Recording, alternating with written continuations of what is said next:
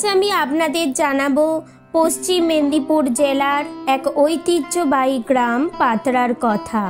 এই পাতরা গ্রাম ঘুরে আসার আগে সেখানের ভগ্নময় মন্দির সম্পর্কে আমার কিছু উপলব্ধি কবিতা আকারে আপনাদের কাছে উপস্থাপনা করলাম।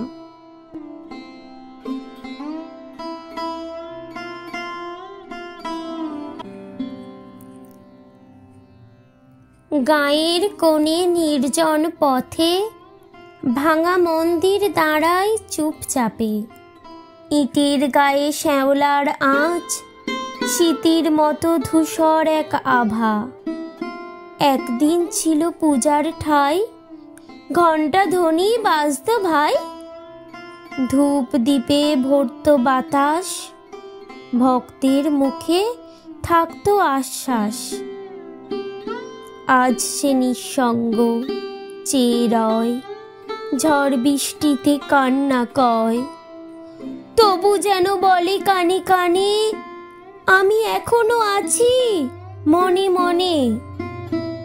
চাঁদের আলোয় জেগে ওঠে পুরনো দিন গানের নোতে, গাঁয়ের প্রাণ গাঁয়ের ধন, ভাঙা হলেও মন্দির মন।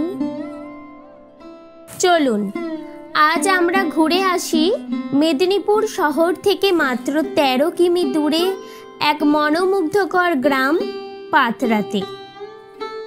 মেদিনীপুর শহরের আমতলা থেকে গ্রামের আঁকাবাঁকা ভাঙাচোরা রাস্তা ধরে এগিয়ে চললাম মন্দিরময় গ্রাম পাতরার দিকে।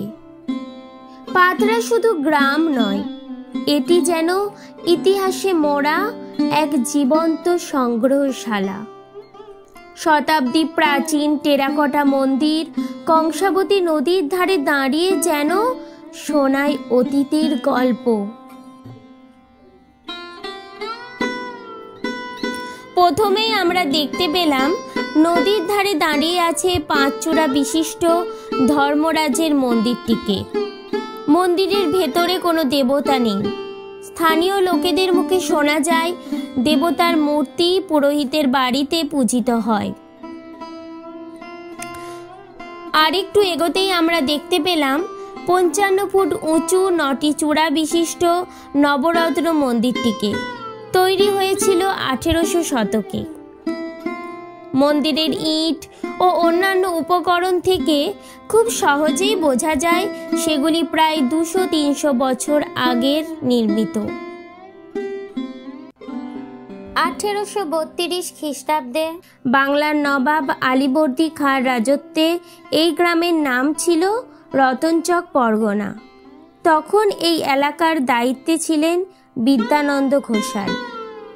সেই বিদ্যানন্দ ঘোষালের হাতির পা থেকে বেঁচে যাওয়া অর্থাৎ পা উথরা থেকে কালক্রমে নামটি হয়েছে পাতরা।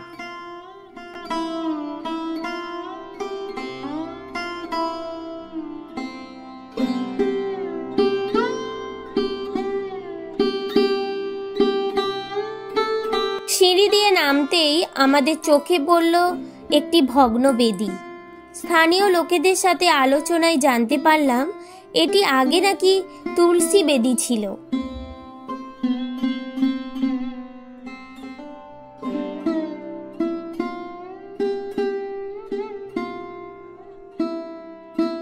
এখানে আমরা দেখতে পেলাম কিছু ভগ্ন শিব মন্দিরও, যার দেওয়ালে টেরাকোটার নিদর্শন সহজেই বোঝা যায়। এর সাথে রয়েছে একটি ভগ্ন দুর্গা মন্দিরও, যা দীর্ঘদিন পরিচর্যার অভাবে প্রায় নিশ্চিহ্ন হয়ে এসেছে। পাতরা থেকে ফেরার পথে আমার মনে দোলা দিয়ে বলছিল, গোধূলির আলোয় শান করে নিচ্ছিল ভাঙা মন্দিরের প্রাচীন ইটগুলি।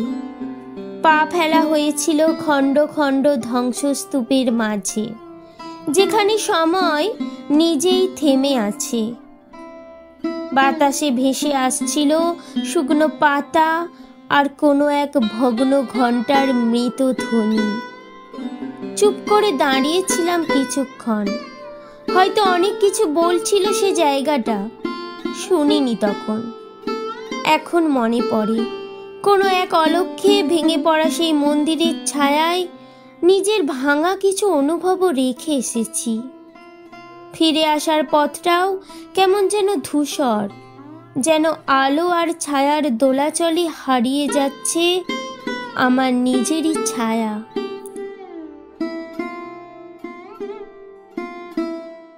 আপনারাও চাইলে একদিনের জন্য নির্জনে সময় কাটাতে এই পাতরা ঘুরে যেতে পারেন। আশা করি আপনাদের ভালো লাগবে। ভিডিওটি ভালো লাগলে লাইক, সাবস্ক্রাইব করতে ভুলবেন না যেন।